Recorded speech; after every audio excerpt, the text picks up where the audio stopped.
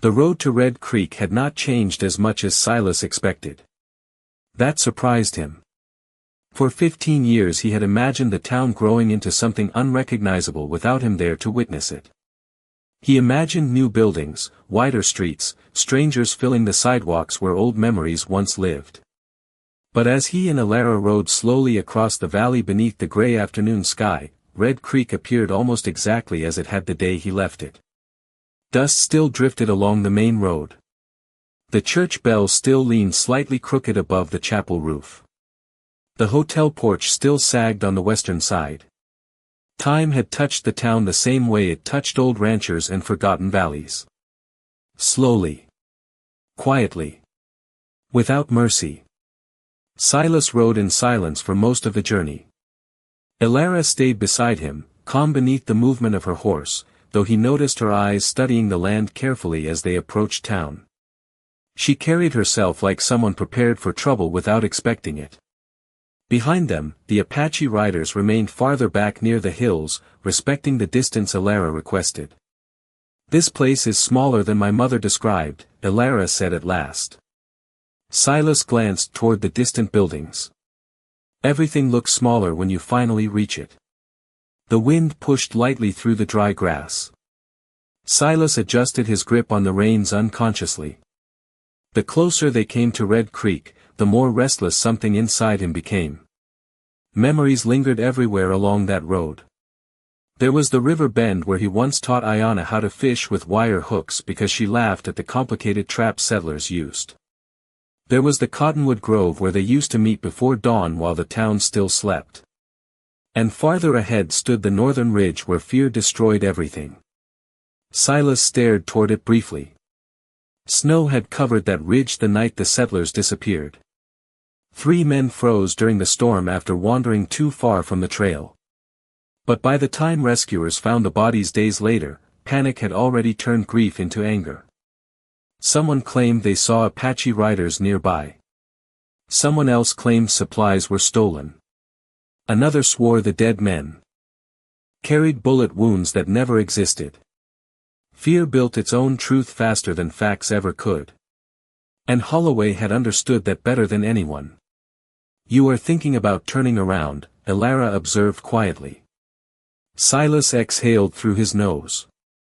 "I am thinking I was smarter 15 years ago." "You were hiding 15 years ago." "That too." A faint smile touched her mouth. The sight unsettled him slightly because he realized he had already begun searching for those smiles without meaning to.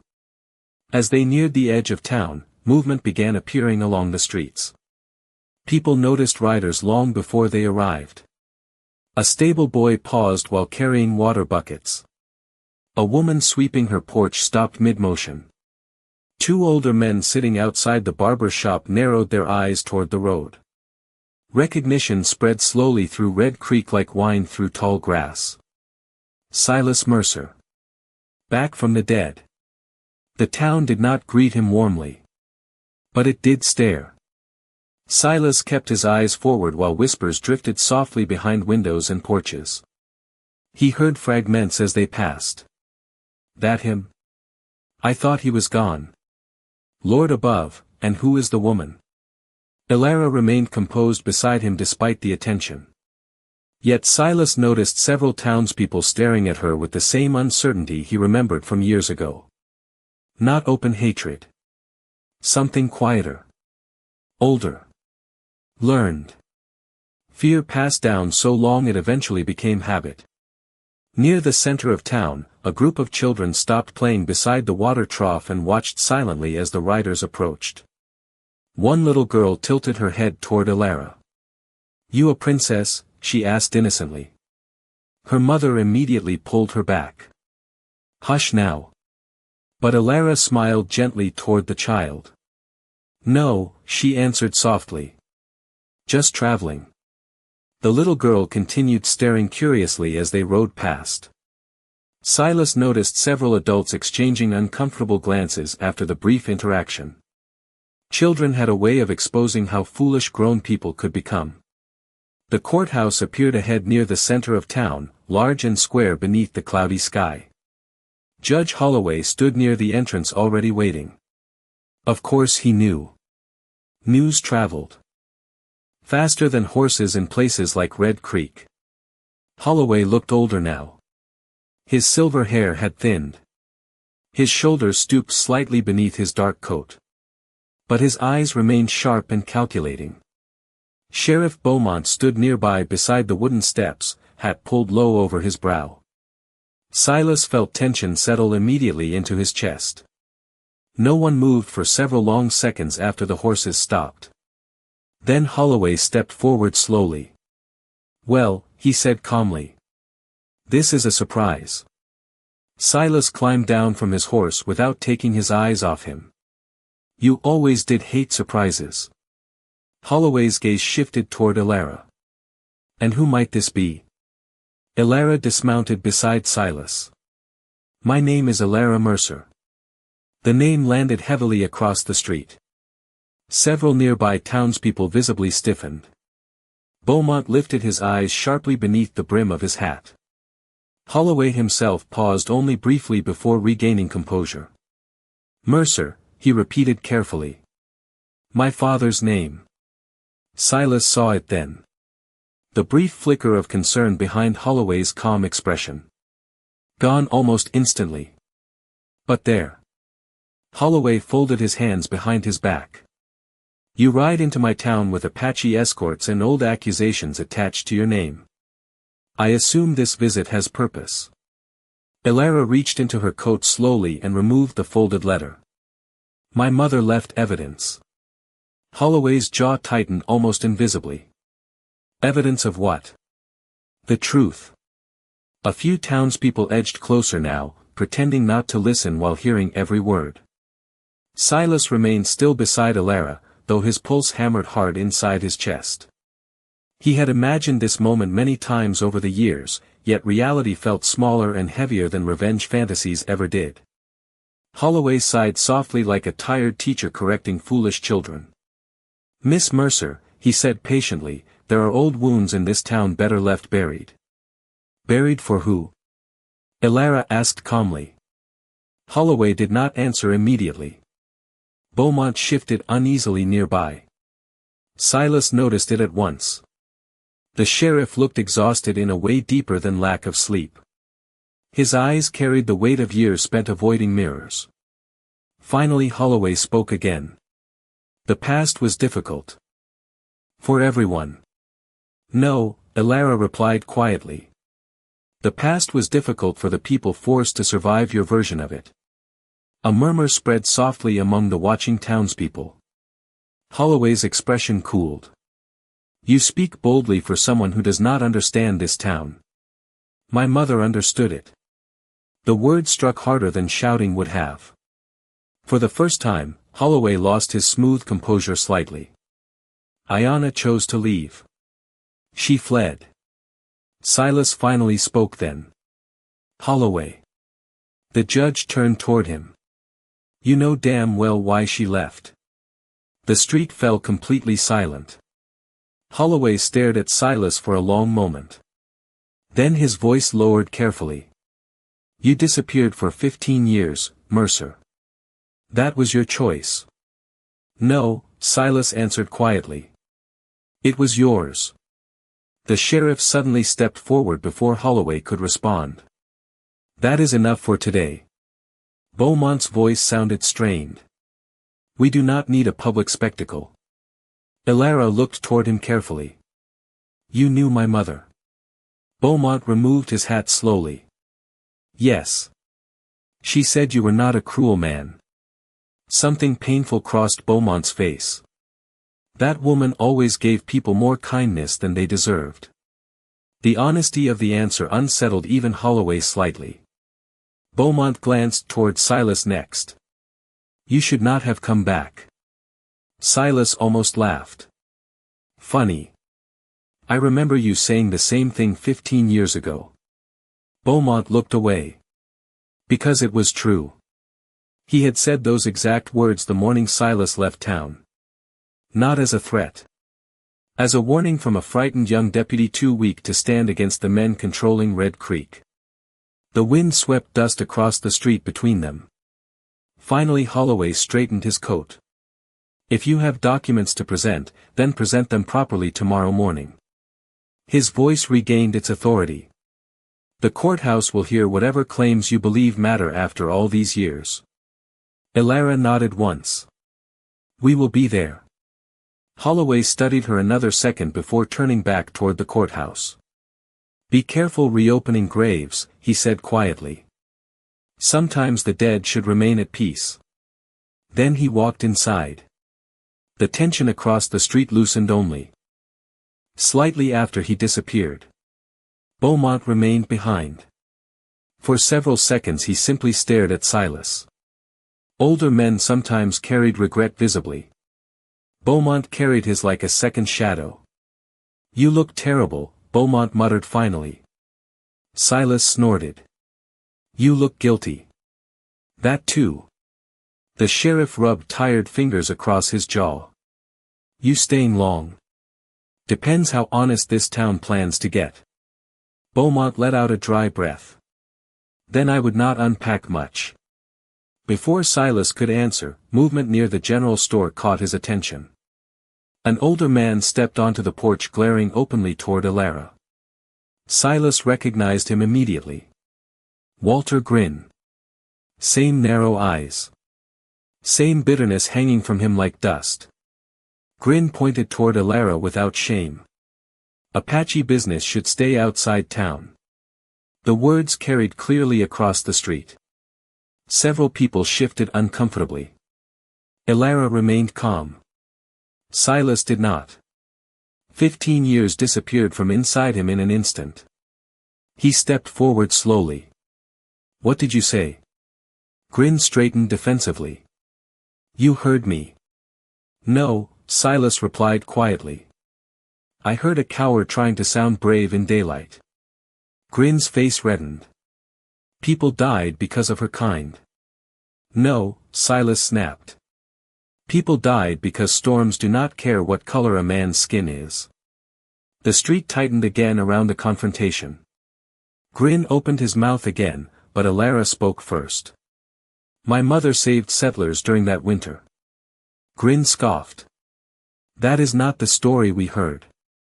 Then perhaps, Elara answered calmly, you should question the men who told it. Her restraint unsettled the crowd more effectively than anger could have. Grin hesitated. And in that hesitation, something shifted slightly among the watching townspeople. Doubt. Tiny. Fragile. But present. Beaumont stepped between them before things worsened. That is enough, he ordered sharply. Grin muttered beneath his breath and disappeared back into the store. Silas remained tense long afterward. Elara looked toward him quietly. You were ready to hit him. He deserved worse. That would not help. Silas looked away toward the dusty street. Sometimes I forget that. No, Elara said softly. I think you remember it too well. The words stayed with him. Later that evening, after most townspeople retreated indoors and dusk settled over Red Creek, Beaumont found Silas standing alone beside the stable. The sheriff approached slowly. You got a minute? Silas kept brushing down his horse. You already took 15 years. Might as well take another minute too. Beaumont accepted the insult without protest. For a while only the sounds of horses and distant wind filled the silence between them. Finally Beaumont spoke. She looks like Aiyana. Silas stopped brushing briefly. Yes. Beaumont nodded faintly. I knew the moment she said her name. Then you knew before Holloway did. The sheriff leaned against the stable wall heavily. Holloway always knew more than he admitted. Silas looked toward him sharply. Beaumont stared down at the dirt. You want the truth? He asked quietly. The truth is we were all cowards. Silas said nothing. Beaumont continued. When those settlers died, people panicked. Holloway needed someone to blame before fear tore the town apart. He swallowed hard. And you You made it easy for them. Because I loved her. Yes. The word came out painfully honest. Beaumont rubbed his tired eyes. I knew you were innocent. Silas stared at him. Then why stay silent? Beaumont laughed bitterly. Because I was 27 years old wearing a sheriff's badge too heavy for me. His voice lowered. And because I was afraid. Silas looked away into the darkening street. Fear. Always fear. Fear built lies. Fear buried truth. Fear destroyed decent men slowly enough they could pretend they remained decent while it happened. Beaumont reached into his coat and pulled out several folded papers. I found these last winter while clearing old courthouse records. Silas took them carefully. Witness statements. Weather reports.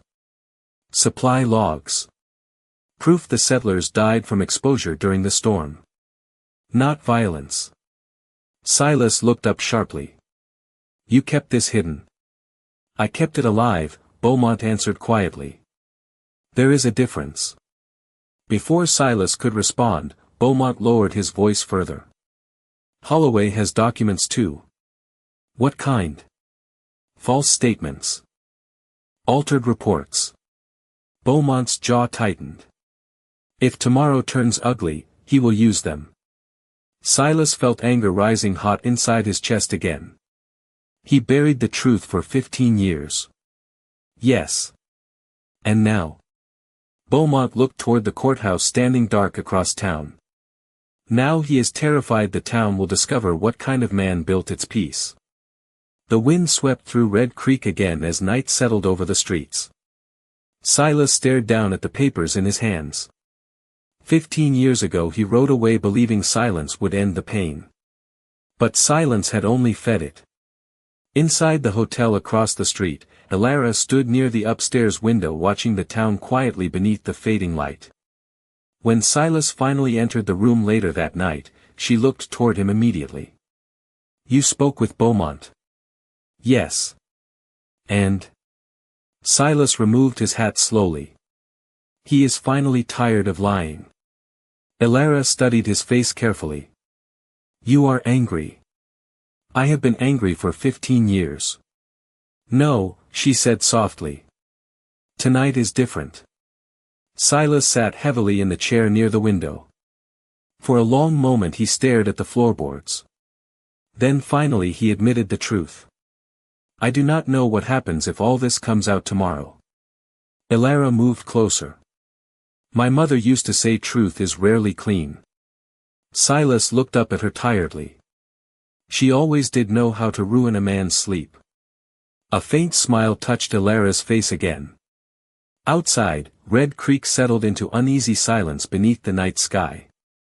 And somewhere beyond the dark hills, the past waited for morning. The days following the courthouse hearing passed slowly across Red Creek. No thunder rolled through the sky. No dramatic reckoning swept across the town overnight. The streets remained the same dusty roads they had always been. Horses still stamped outside the saloon. Shopkeepers still opened their doors at sunrise. Ranchers still complained about weather and feed prices and fences that never stayed repaired long enough. But something quieter had changed beneath the surface. People looked at one another differently now. Truth rarely arrived like lightning. More often, it settled into places slowly, like rain soaking dry ground until everything beneath it softened whether it wished to or not. Silas noticed the difference almost immediately. Not everyone welcomed him back warmly. Some still avoided eye contact when he passed through town. A few remained stubborn enough to cling to old anger simply because admitting they had been wrong felt harder than hatred. But others began nodding toward him again. A barber he had not spoken to in nearly 2 decades tipped his hat one afternoon outside the shop.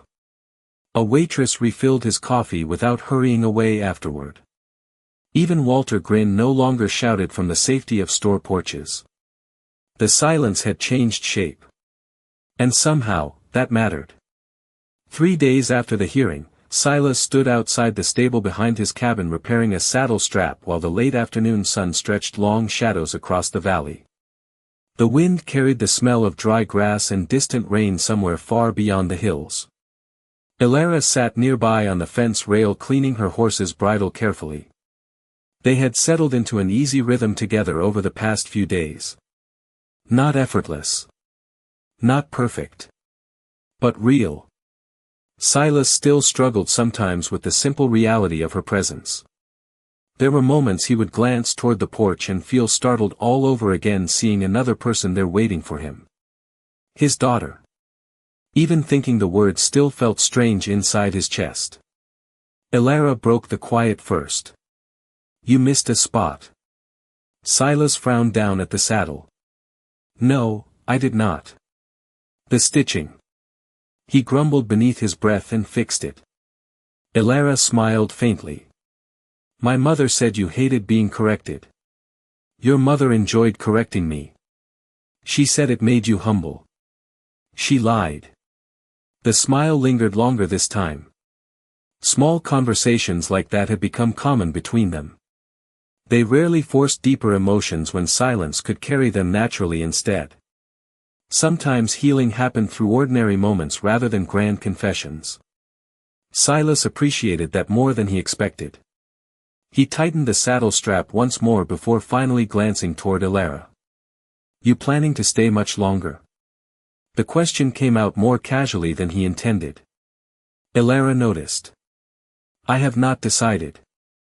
Silas nodded once and returned attention to the saddle too quickly. The movement did not fool her. My people will continue west before winter, she said gently. Some expect me to go with them. And do you want to? Elara looked toward the distant hills thoughtfully. I spent my whole life moving between places. Her voice remained soft. Sometimes I am not sure where I belong anymore. Silas leaned back against the stable post slowly. That makes two of us. The wind moved quietly through the valley. After a moment Elara spoke again. My mother used to say belonging is not always about land. Silas smiled faintly without humor. She always had answers for everything. No, Elara said softly. She just understood loneliness.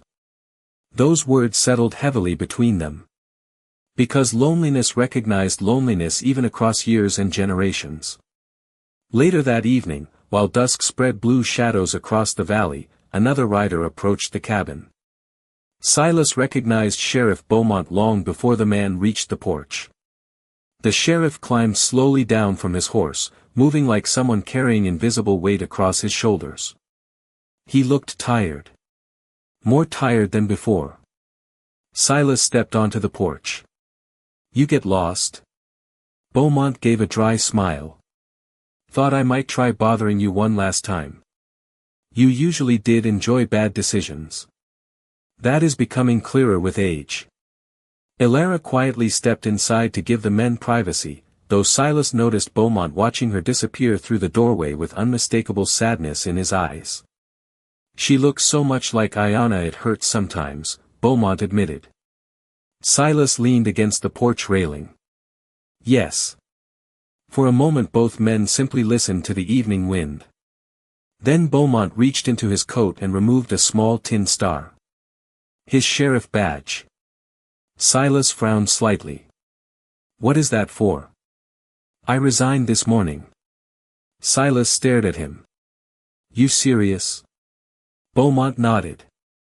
Town council accepted it. Why? The sheriff laughed softly beneath his breath. Because a man gets tired carrying ghosts eventually. Silas looked down toward the badge resting in Beaumont's weathered hand. You were not the only one responsible. No. Beaumont agreed quietly. But I was responsible enough. The honesty in the answer left little room for argument. After a while Beaumont sat heavily in one of the porch chairs and rubbed his tired eyes. You know, he murmured, I used to tell myself keeping quiet protected the town. Silas remained silent. But truth is, Beaumont swallowed slowly. I was protecting myself from choosing sides.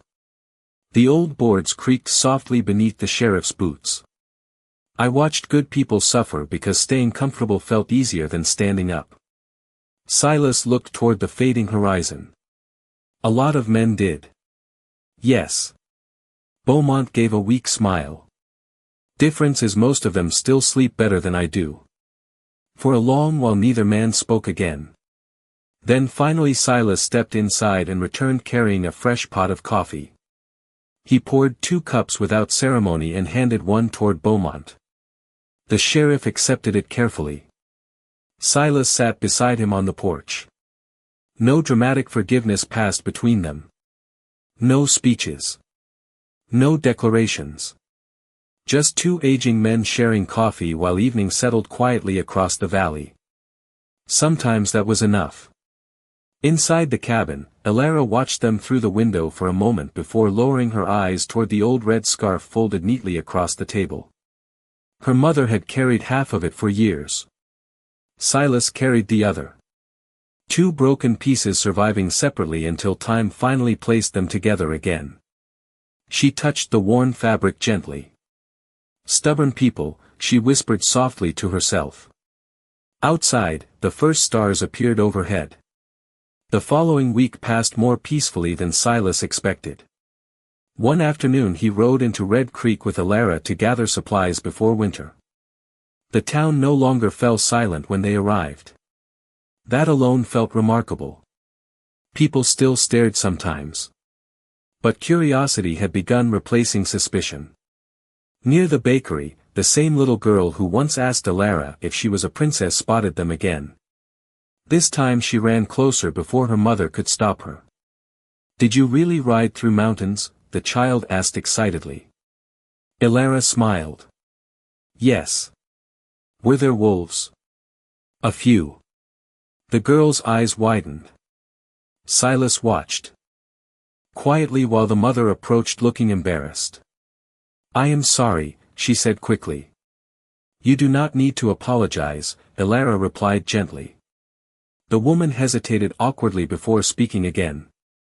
"My husband said, your mother saved people during the storm." Elara nodded once. The woman lowered her eyes briefly. "Then I suppose we should have known her better." It was not a grand apology. But it was honest. And honesty mattered more now than perfection. As they continued through town, Silas noticed something else changing too.